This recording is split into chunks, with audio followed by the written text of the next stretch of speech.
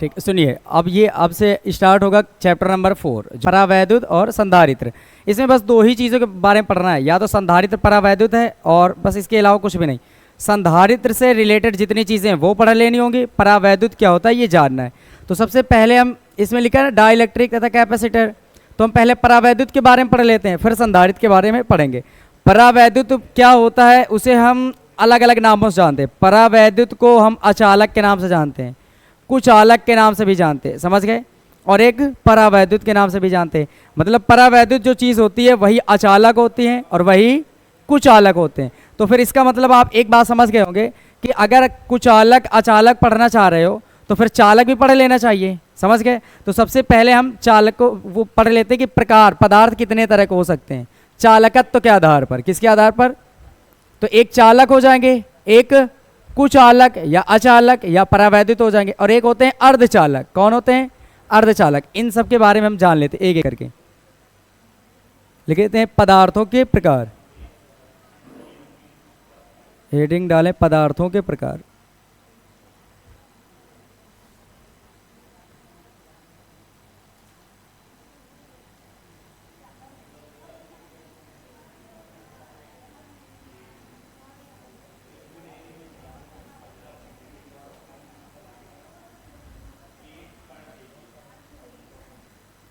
सुनिए, पदार्थ टोटल अपने पास यहाँ पर 3 तरह के मिलेंगे। कितने तरह के? 3 तरह के। नंबर 1 में आप पास आएंगे चालक, दूसरे में अचालक या अर्धचालक, और तीसरे में कुचालक या परावैद्युत। नंबर 1 में हम क्या पढ़ने वाले हैं? चालक।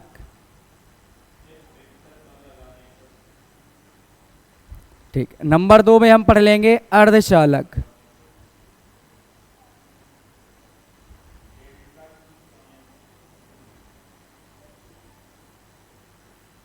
और इसमें पढ़ लेंगे कुचालक।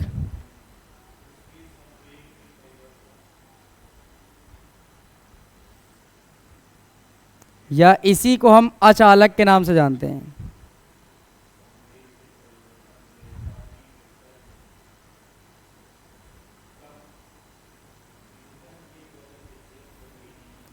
और या फिर हम इसी को एक और नाम से जानते हैं,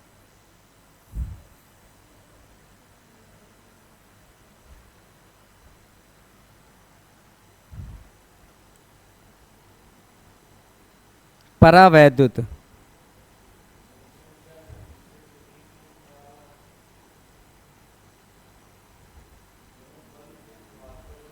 समझ गए? ये 3 होते हैं। बताओ पदार्थ कितने प्रकार के होते हैं चालकत्व के आधार पर? 3 तरह के। नंबर 1 में चालक, नंबर 2 में अर्धचालक, नंबर 3 में कुचालक, जिन्हें हम अचालक कहते हैं या फिर परावैद्युत कहते हैं। अब ये क्या होते हैं इनको जानो, और इनको भी जानो, और फिर इन्हें भी जानो। ये क्या होते हैं? चालक क्या होते हैं समझो, ऐसे पदार्थ जिनमें आवेश का प्रवाह आसानी से हो जाता है उन्हें हम क्या कहते हैं? क्या कहते हैं? चालक। ऐसे पदार्थ जिनमें आवेश का प्रवाह आसानी से हो जाता है उन्हें हम चालक कहते हैं। ठीक, इसकी डेफिनेशन क्या है? ऐसे पदार्थ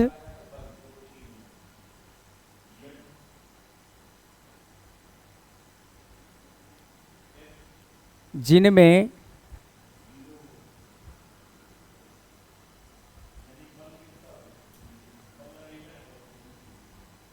आवेश का प्रवाह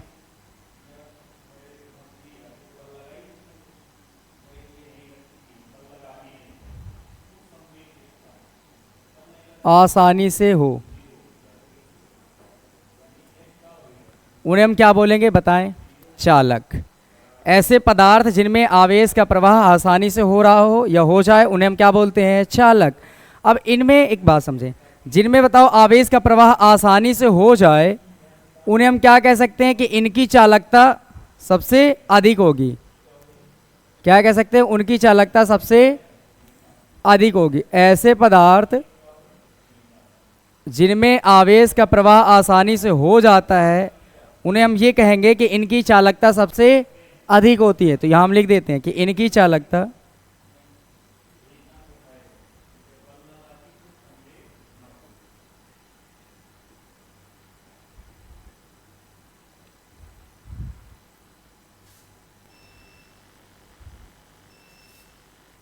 सबसे अधिक होती है।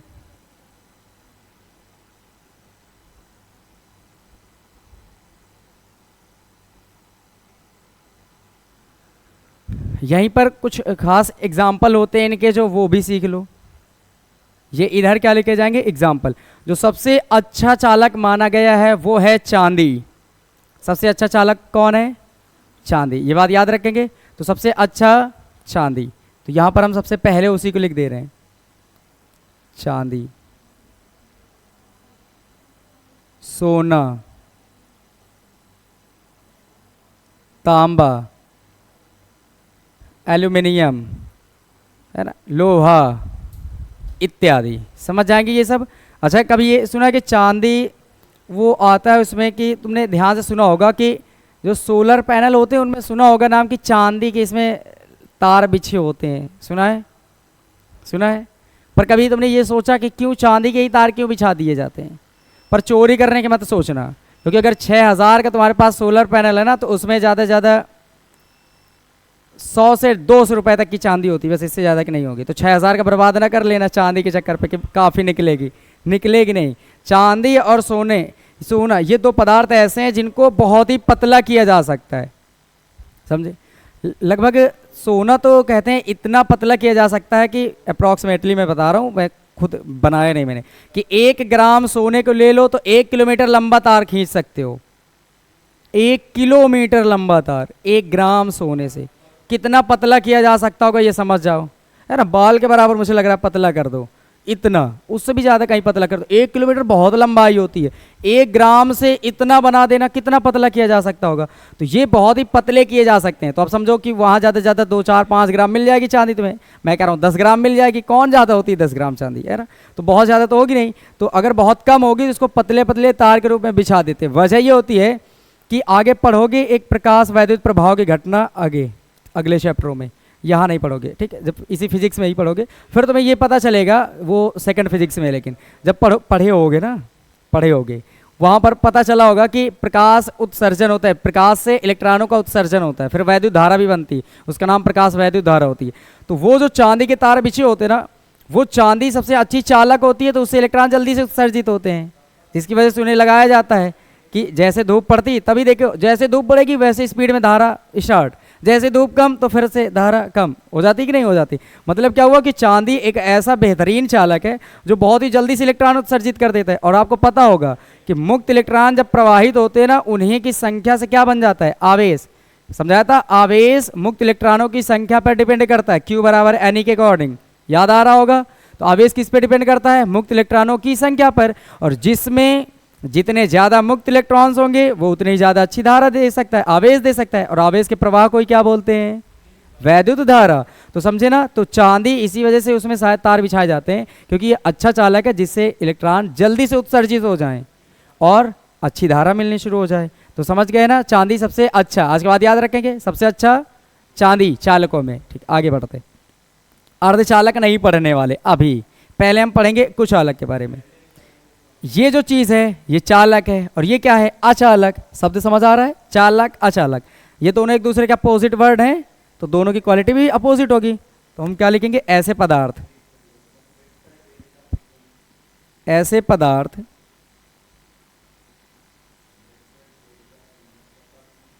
जिनमें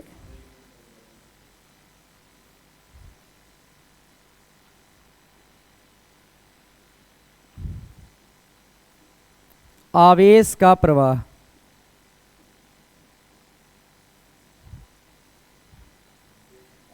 संभव नहीं होता।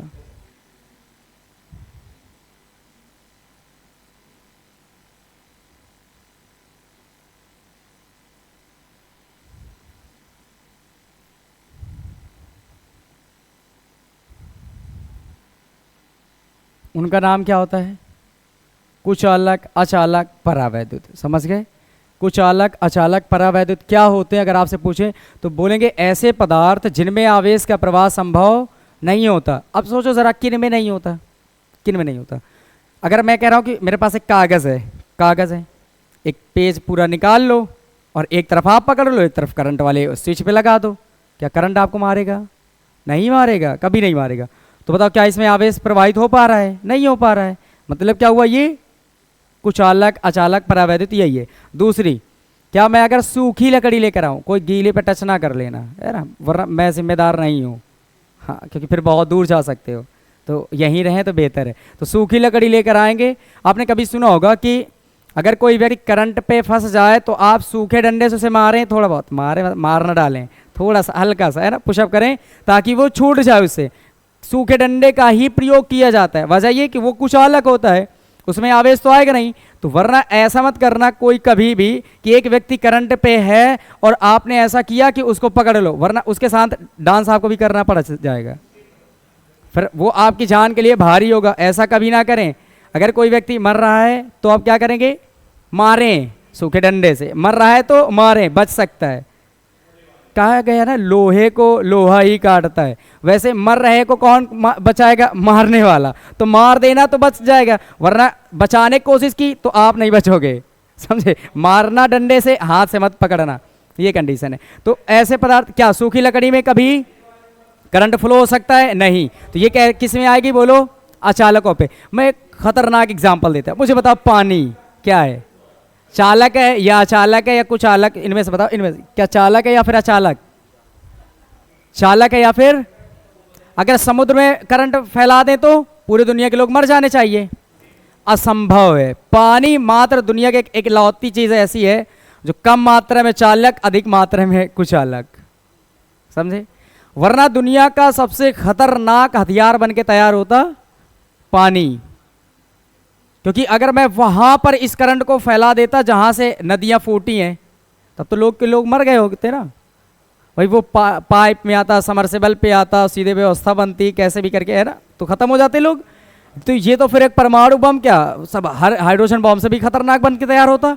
तो दुनिया का सबसे खतरनाक वेपन्स कौन होता? पानी। जबकि सबसे सस्ता क्या मिलता था? पानी।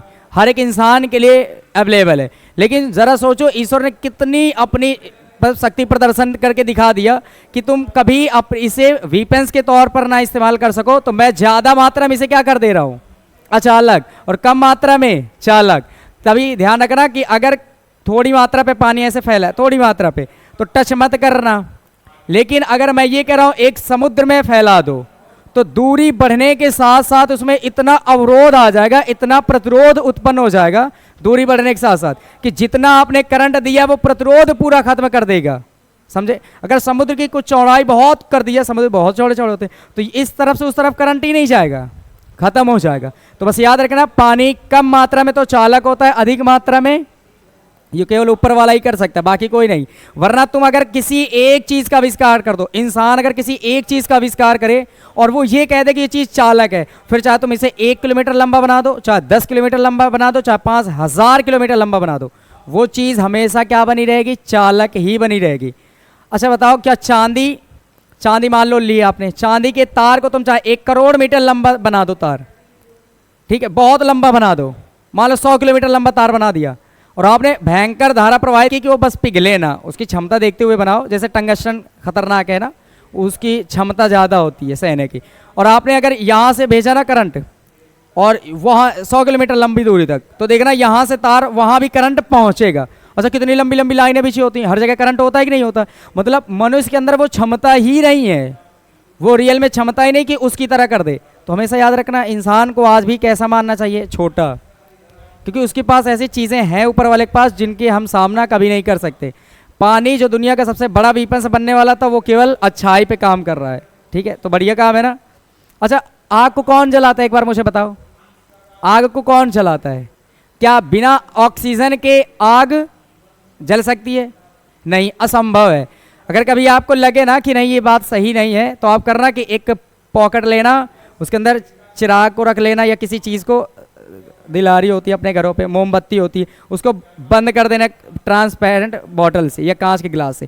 तुम देखना जितनी देर उसके अंदर ऑक्सीजन भरी होगी ना, उतनी देर तक वो 2 4 5 सेकंड तक जलेगा, इसके बाद बुझ जाएगा। होता है ऐसा, जानते क्यों? क्योंकि फिर ऑक्सीजन की मात्रा खत्म हो गई। मतलब हमें क्या समझ आया? ऑक्सीजन से आग जलती है। पर कभी आपने सुना है कि पानी से आग बुझती है? नहीं बुझ, ओए पागल लड़के, पानी से ही आग बुझती है, आग नहीं बुझती क्या पानी से? बुझती है ना। पर पानी में आपको पता है H2O होता है, तोड़ दो तो इसके फैक्टर में ऑक्सीजन निकल आती है ना। सुनो कितनी ताज्जुब की बात है, अगर हम लोगों ने किसी एक चीज़ को बनाया कि ये चीज़ अगर दूरबीन है दूर देखने के लिए, तो पास की क्या होगी चीज़ें उतने दूर की देखने वाली, दूर पास मान लो कोई चीज़ पास को देखने वाली बनाई, क्या उससे कभी ज़िंदगी में दूर की चीज़ देख सकते हो? असंभव। लेकिन ऊपर वाले की कितनी बड़ी खतरनाक चीज़ें हैं। देखो जो ऑक्सीजन आग को जलाती है, लेकिन अगर उसी को किसी दूसरे रूप में ट्रांसफॉर्म कर दिया गया पानी, तो वो पता है आग को बुझा देती है ना। कितनी असंभव बातें हैं ना। तो इंसान कभी उसकी बराबरी की प्रैक्टिस ना करें। हम लोग एक बिल्कुल छोटे टाइप के हैं, तो कभी उसकी बराबरी ना करना। और है वो ईश्वर सच में, कुछ आस्तिक नास्तिक टाइप के होते हैं ना, इन सबसे कहो दूर रहो, तुम समझ ना पाओगे उनकी बातों को, ध्यान रखना ये सारी चीज़ें। तो पानी बताओ कम मात्रा में कैसा? चालक, बहुत अधिक मात्रा में कुचालक। बस ये बात याद रखना। तो मैं इसके एग्जाम्पल लिख दूं या समझ जाएंगे जल्दी से? बताओ इसके एग्जाम्पल क्या क्या हो सकते हैं, जल्दी बोलो, अपने आप से बताते जाओ, मैं लिखता जाऊंगा। इनमें क्या क्या हो सकता है बोलो? पत्थर हो सकता है क्या? पत्थर हो सकता है, ठीक है। कांच हो सकता है, बोलते जाइए। क्या मैंने लिखा ये? ओ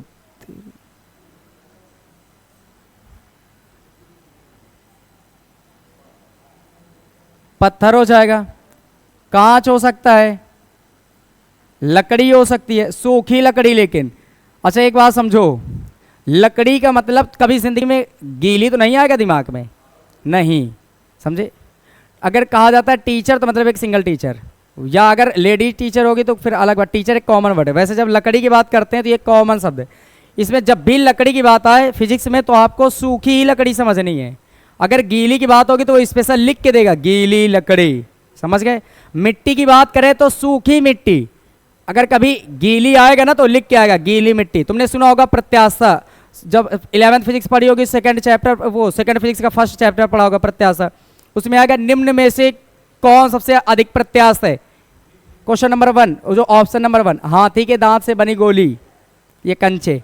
कांच, स्टील की गोली, कांच मतलब कंचा, वही छर्रा जिसे बोलते। फिर गीली मिट्टी, इनमें से कौन हाथी दांत से बनी गोली वाली, है ना।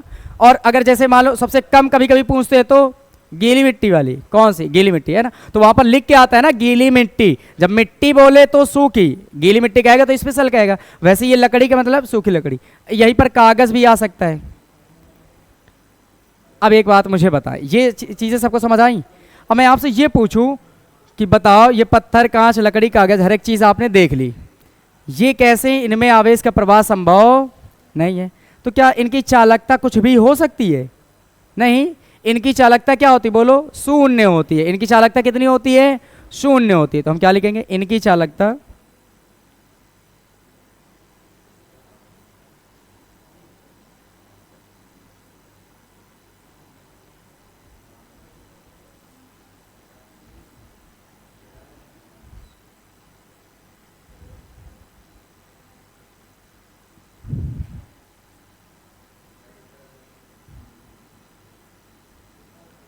अच्छा, मैं शून्य नहीं लिखता। देखो मैं तुम्हें समझा देता हूं क्यों मैं शून्य नहीं लिखता।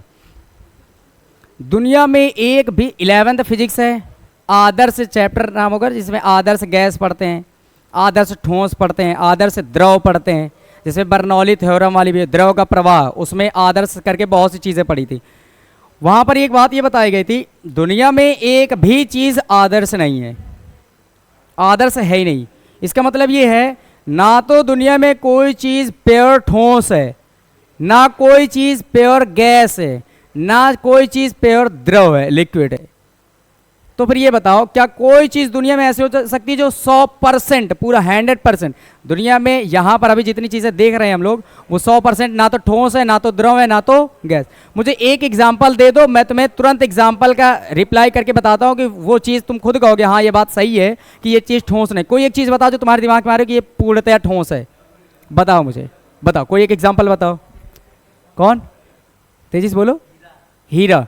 हीरा पता है जब आप पढ़ोगे ना हीरा, तो हीरे के अंदर जब केमिस्ट्री में संरचना पढ़ोगे, उसमें बना होगा जालक पाए जाते हैं। क्या पाए जाते हैं? जालक। पढ़े होगे, फर्स्ट ईयर में पढ़े होगे, पहले ही चैप्टर में शायद रहा होगा। मुझे केमिस्ट्री इतनी अच्छी नहीं आती, याद भी नहीं है मुझे एक भी, पर आपने पढ़ा होगा हीरक में जालक पाए जाते हैं। जालक का मतलब समझ रहे हो? हल्के हल्के छिद्र टाइप के होते हैं। और अच्छा मैं तुम्हें कह रहा हूँ, ट्रेन की पटरियां दुनिया की सबसे ठोस मानते होंगे लोग, पत्थर को सबसे ठोस मानते होंगे, पर एक बार पत्थर पत्थर को ऐसे पटक देना, पटकने के बाद तुम देखोगे अपने आरी से ऐसे काटोगे ना, किसी चीज़ से काटोगे, तो जब काटने वाली चीज़ होती है वो बराबर रगड़ती है तो प्लेन सरफेस निकल आता है। लेकिन मैं कह रहा हूँ तुम ऐसे पटक देना जब वो टूट जाए, ठीक है। या तो अगर लोहे की सरिया है तो आप काटना आधी, काटने के बाद फिर जो थोड़ी बचे उसको तोड़ देते हैं ना, वैसे ही तोड़ लेना। अब उसमें ध्यान से देखना, तुम्हें लगेगा बिल्कुल बाल के बराबर उससे भी छोटे छोटे छिद्र टाइप के नजर आ रहे हैं, नजर आ रहे हैं। तो वो जो छिद्र ही इस बात का प्रमाण देते हैं कि वो पूर्णतया ठोस नहीं है। समझ आई? तो ऐसे ही जालक उसमें भी पाए जाते हैं, तो उनकी संरचना में ये बताया गया कि वो भी ठोस पूर्णतया नहीं होते। क्या समझ आई? कोई चीज़ ठोस नहीं है। तो मैं यहाँ पर हमेशा लिखता हूँ, कुछ बड़े टीचर मुझे ब्लेम ना करते हैं ना, इस वजह से मैं लिख देता हूँ, बता देता हूँ ये बातें, कि मैं हमेशा कभी नहीं कहता कि इनकी जो ये जो अचालक कुचालक है इनकी चालकता शून्य होती है, मैं कभी नहीं लिखता। मैं हमेशा ये लिखता हूँ कि इनकी चालकता सबसे कम होती है, क्योंकि दुनिया में आदर्श तो है ही नहीं। तो फिर बताओ क्या 100% कुचालक हो सकती है क्या? नहीं। इसमें इलेक्ट्रॉन इतने कम होते हैं, इतने कम होते हैं कि हमें एहसास तक नहीं हो पाता कि एक भी इलेक्ट्रॉन जा रहा है या एक भी इसमें आवेश का प्रवाह हो रहा है। तो हम ये कह सकते हैं कि इनकी चालकता सबसे कम होती है या लगभग शून्य होती है। कितनी बोल सकते हैं? लगभग शून्य। तो वही मैं लिख देता हूं, या लगभग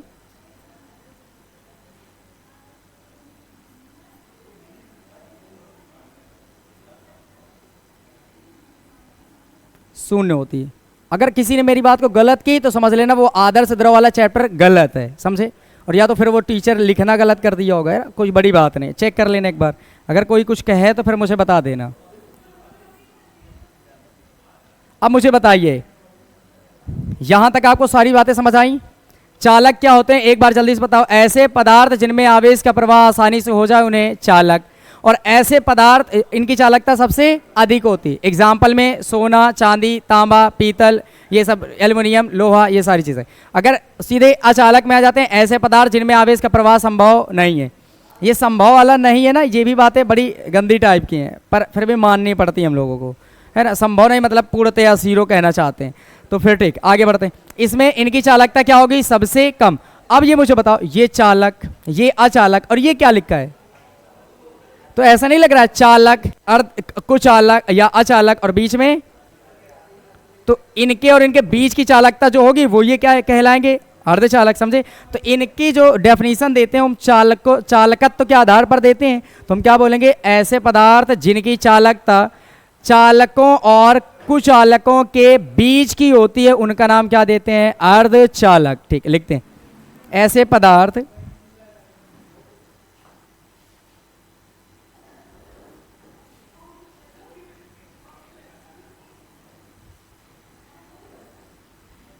जिनकी चालकता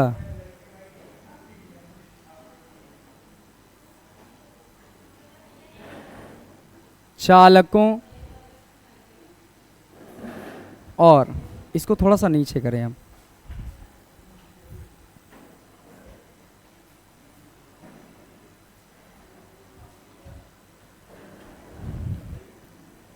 अचालकों के मध्य की होती है।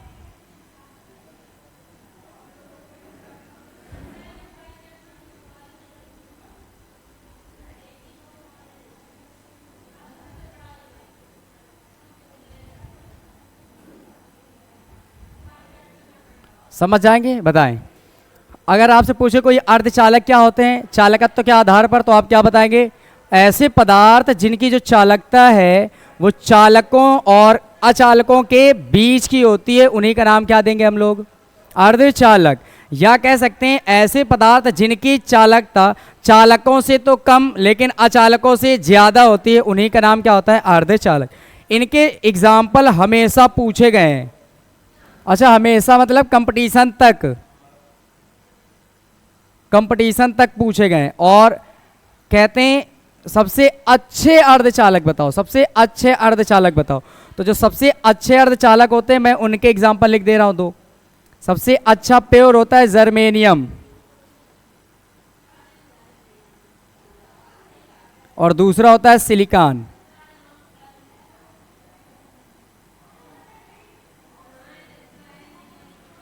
ये दो ऐसे हैं जो शुद्ध अर्धचालक होते हैं। ये कैसे हैं बताओ? शुद्ध अर्धचालक। याद रखना, ये दो ऐसे हैं जो कैसे हैं? शुद्ध अर्धचालक। इनमें कोई मिक्स या मिलावट नहीं होती, कुछ भी इनमें मिक्स नहीं किया जाता। ये बातें सबको समझ आ गई? बताओ मुझे, ये सारी चीजें समझ आई पूरी तरह से? चालकत्व के आधार पर पदार्थ कितने तरह के होंगे? 3 तरह के, चालक, अचालक, अर्धचालक। समझ गए तीनों? ठीक, आगे बढ़ो। अब मैं तुमसे 2-4 क्वेश्चन पूछ ले रहा हूं, पहले सबसे अच्छा बताएंगे।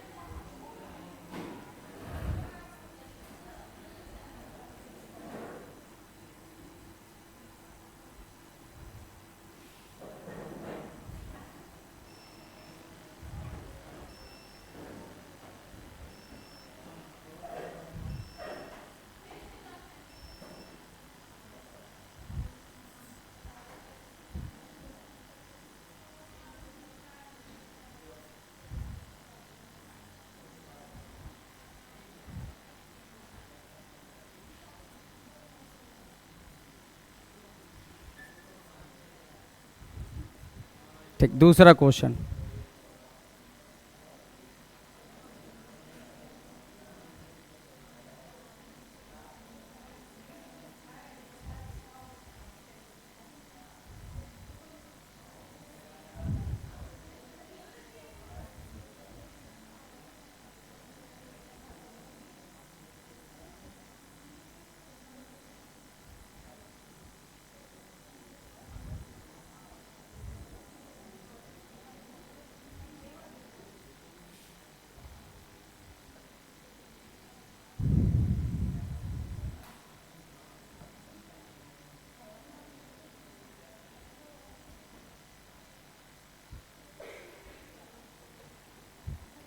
पढ़ लिए होंगे क्वेश्चन, ढंग से पढ़ते रहना, आंसर देने अभी।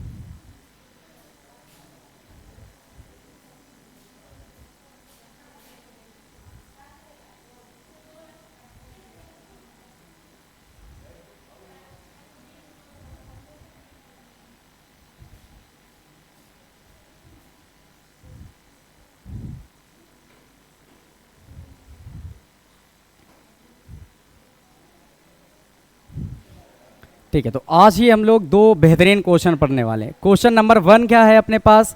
निम्न में से सबसे अच्छा चालक कौन है, ये आपको बताना है। ऑप्शन नंबर 1 है सोना, सेकंड में एल्यूमिनियम, थर्ड में लोहा, चौथे में एनओटी।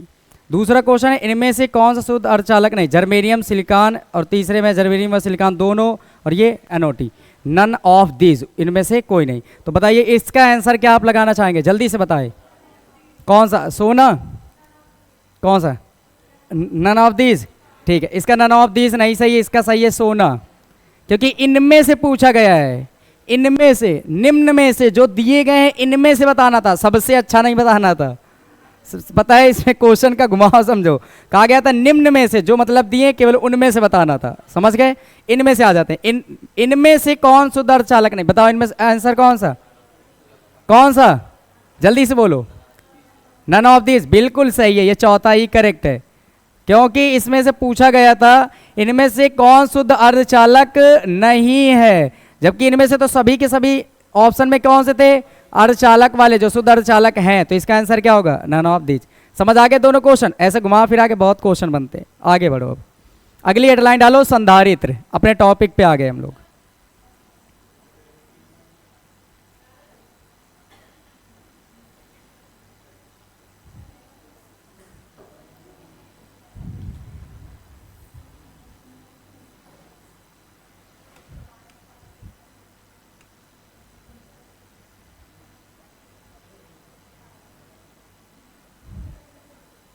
सुनो, संधारित्र की बड़ी इंटरेस्टिंग कहानी है। संधारित्र क्या होता है, पहले मेरी बात समझो। संधारित्र एक ऐसा निकाय होता है जो आवेश या ऐसा सिस्टम होता है जो अपने अंदर आवेश की पर्याप्त मात्रा संचित कर सकता है। समझ गए? संधारित्र मतलब एक ऐसा पात्र समझ लो, एक ऐसा बर्तन होता है जो अपने अंदर आवेश की पर्याप्त मात्रा इकट्ठा कर सकता है। समझे? क्या काम होता है? जो अपने अंदर पर्याप्त मात्रा इकट्ठा कर लेता है। अब मैं एक एग्जांपल देता हूँ, मैं तुम्हें एक मज़ेदार बताता हूँ। ये फैन जो देख रहे हैं आप, इस फैन में एक छोटी सी डिब्बी टाइप की लगी होती है, वो क्या होती है बताओ? वो कंडेंसर होता है। क्या होता है? कंडेंसर। उसी का हिंदी रूपांतरण है संधारित्र। समझे? संधारित्र क्या होता है? एक ऐसी व्यवस्था होती है जो अपने अंदर पर्याप्त मात्रा को संचित कर ले। किसकी? आवेश की। मैं यहां शॉर्ट में लिख दे रहा हूं,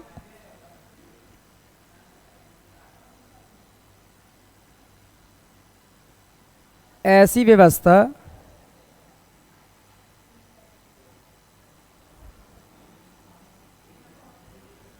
जो अपना आकार बदले बिना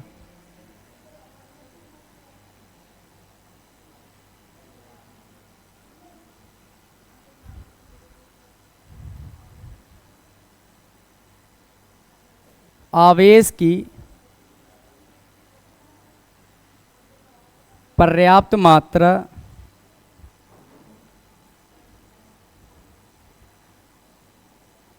संचित कर सके।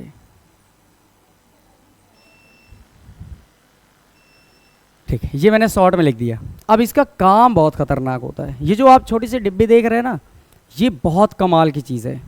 वैसे मुझे एक बात बता दो, अपने घरों में जो धारा आते हैं और एक वोल्टेज आते हैं, दोनों चीज़ें आती हैं। धारा जो प्रवाहित होती है और जो वोल्टेज आता है, तो मुझे बताएं धारा कितने एम्पियर की आती है? अपने घरों में कितने एम्पियर की धारा आ जाती है लगभग? बताएं अंदाजन। उधर पीछे वाले लोग बताओ, लगभग कितने एम्पियर की धारा आ सकती होगी? 10 एम्पियर। बहुत सही। अपने घरों पे धारा 3 एम्पियर से लेकर कितने एम्पियर तक आ जाएगी? 10 एम्पियर। ठीक, आगे बोलो। वोल्टेज कितने तक का आता है बताओ? 220। तो उसको हम लोग कहते हैं 240 वोल्ट। कितने वोल्ट? 240 वोल्ट। ठीक, अब समझिए ज़रा, ये धारा का काम है और वोल्टेज का। तो एक बात सोचो ज़रा, ये फैन फिर कैसे घूम जाता होगा? तो जब ये फैन जो घूमने प्रक्रिया है ना, वो ये काम कराता है। संधारित्र ही होता है जो इस फैन को रोटेट करने में पूरी हेल्प करता है। कैसे, वो मैं तुम्हें एक एग्जांपल देकर समझा रहा हूँ, समझना। ये खतरनाक कहानी जैसे चैप्टर फर्स्ट की कहानियाँ थी।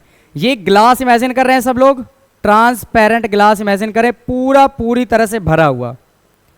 ये पूरी तरह से अगर ग्लास भरा है पानी से, अब मैंने एक कंकर बिल्कुल हल्का सा छोटा सा उठाया और ये पूरी लेयर भरा है, एक भी ऐसा नहीं कि जगह खाली। इस कंकर को उठाना, बिल्कुल पास ले जाकर ऐसे छोड़ देना, क्या देखोगे?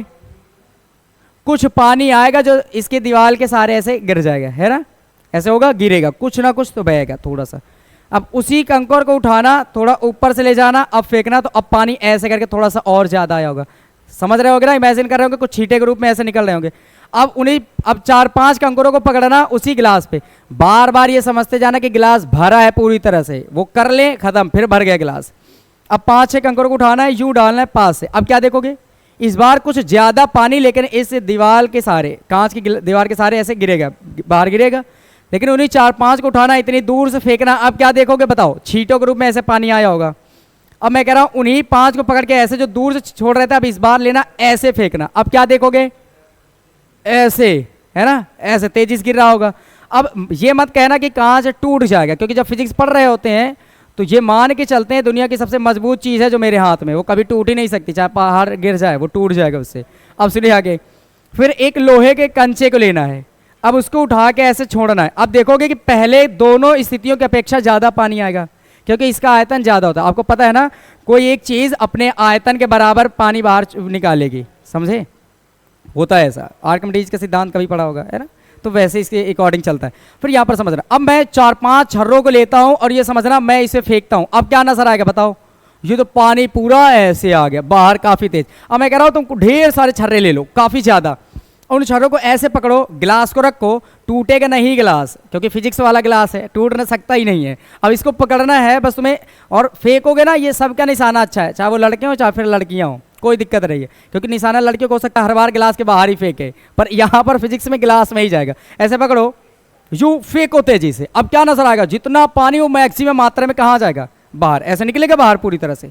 तो बस एक बात मुझे ये बताओ, जब एक गिलास कोई चीज़ भरी है, फुलफिल है पूरी तरह से, और अगर उसके अंदर कोई बहुत तेज ज़्यादा मात्रा में और बहुत स्पीड में कोई चीज़ फेंकते हैं, तो उसकी भरी चीज़ बाहर आती है, स्पीड में आती है, ये समझ गए ना पूरी तरह से। अब सुनो, ये जो कैपेसिटर होता है जो फैन पे लगा होता है, इस फैन पे जो कैपेसिटर होता है ना, ये लाइट आते आते खुद को चार्ज कर लेता है अपने अंदर, मतलब स्टोर कर लेता है, भर लेता है।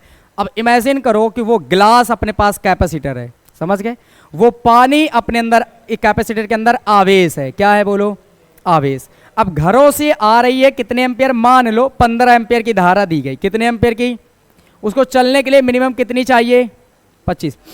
तो जैसे ये ग्लास है, ये प्रॉपर अपने आप को, लाइट चली गई ना तब भी ये भर के रखता है खुद को, कभी उसको दोनों तार को ऐसे जोड़ कर देखना, तुम्हें लगेगा कि हाँ ये सही है, बिल्कुल काम हो रहा है। अब पता क्या करो, इसमें से जैसे करंट यहाँ से तार से पहुँचेगा, तो सबसे पहले एक तार कैपेसिटर में जुड़ा होता है और एक तार फैन से रोटेट होने वाले में जुड़ा होता है, तो ये दोनों एक साथ जुड़े होते हैं।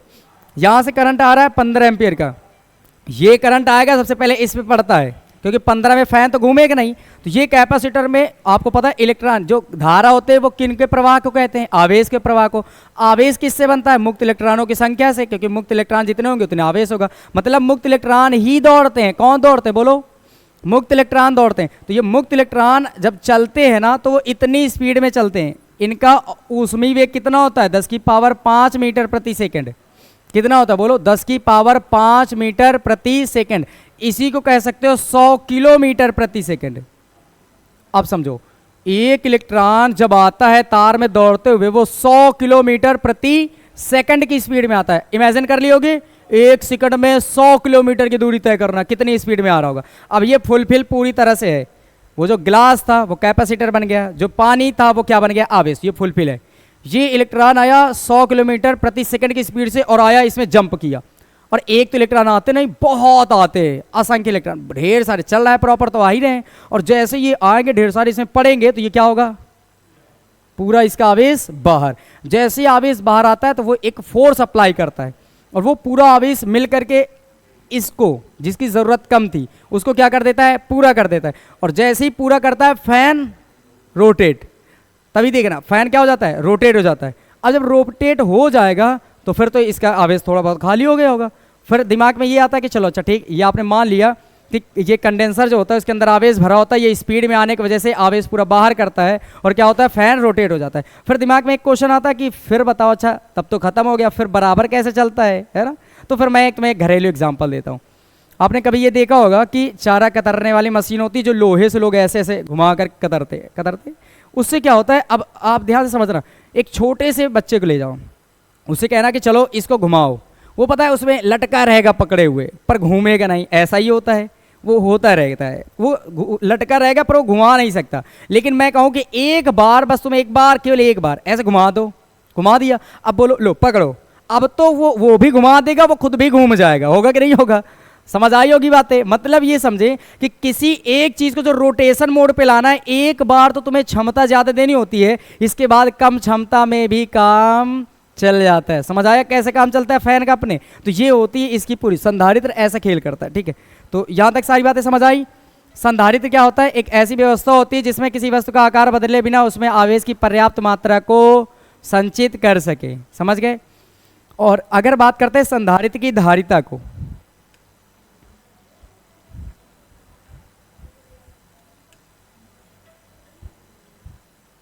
अगली हेडलाइन है संधारित्र की धारिता।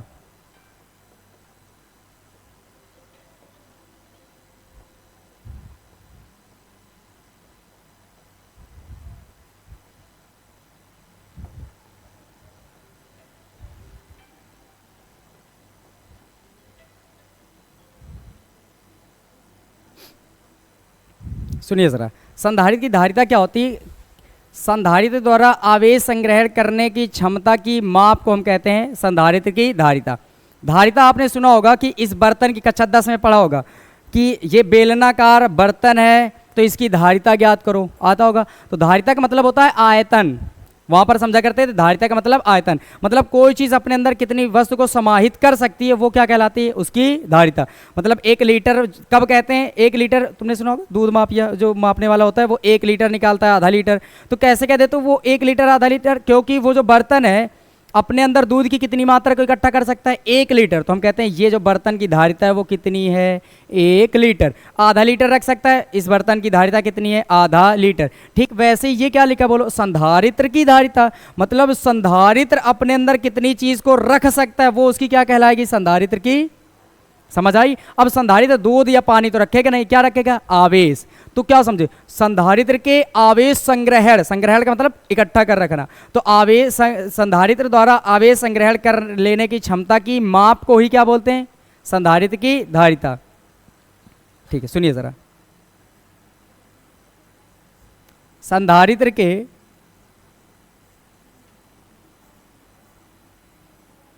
द्वारा आवेश संग्रहण, आवेश संग्रहण करने की क्षमता की माप को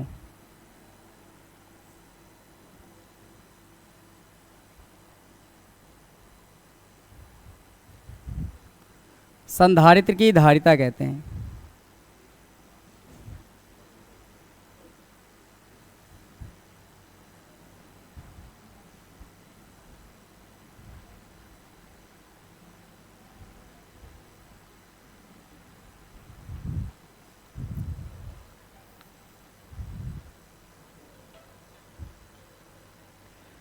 ठीक है, सुनो जल्दी से इसे, सी से इसे हम प्रदर्शित करते हैं, और सी बराबर फॉर्मूला होता है Q अपॉन V।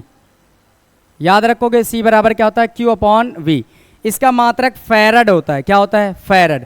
पहले तो इसका मात्रक सुनो, कूलाम प्रति वोल्ट लिखा है तो ये कूलाम प्रति वोल्ट लिख सकते हो, या फिर इसी का मात्रक होता है फैरड। क्या होता है, फैरड।